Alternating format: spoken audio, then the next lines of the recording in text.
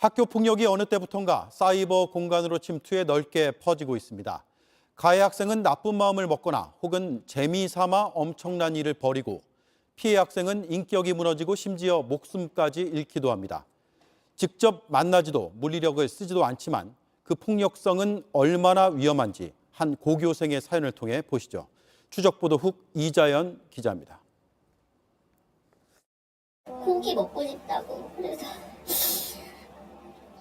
좋아하는 고기 사 먹이고 그날따라 이제 엄마도 가자 해서 이제 셋이 같이 이제 간 거예요. 가서 잘하고 와 그리고 들여보낸 게 마지막이에요.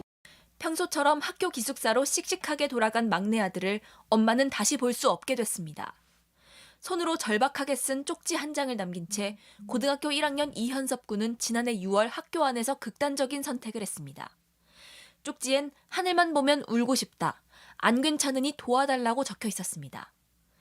이 군을 괴롭힌 건 한 달 전 지역 또래 사이에서 퍼진 오해와 소문이었습니다.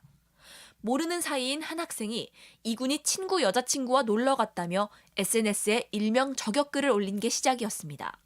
그거를 퍼서 나르고 그걸 애들이 보고 현섭이도 스스로 자기가 되게 나쁜 짓을 했다고 생각을 할 만큼 아이들이 취급을 하니까 자해를 할 만큼 고통은 심해졌지만 아무도 알아차리지 못했습니다.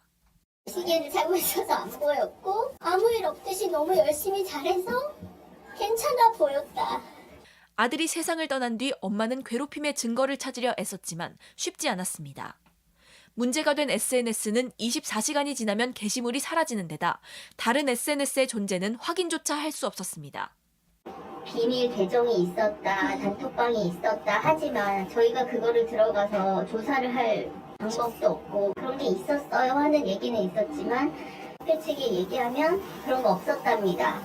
피해 사실을 알리려고 하자 오히려 자신을 비난하는 글들을 보며 엄마는 아들의 고통을 헤아릴 수 있었습니다. 똑같은 생각이 들더라고요. 아, 이런 기분을 현섭이가 느꼈겠구나. 사이버 학교 폭력 피해는 최근 급격히 늘고 있습니다. 단체 대화방에서 피해자의 말을 무시하는 따돌림이나 강제로 대화방에 초대해 욕을 퍼붓는 일명 떼카와 카톡 감옥, 피해자의 얼굴을 영상과 합성해 퍼뜨리는 방식까지 방법도 다양합니다. 가해 학생은 보복을 위해 혹은 그저 재밌어서 괴롭힌다고 말합니다. 증거가 잘 남지 않는 탓에 괴롭힘을 빨리 알아차리기도 어려워 대응이 늦어지는 사이 디지털 시대의 손쉬운 괴롭힘에 희생되는 학생은 늘어나고 있습니다.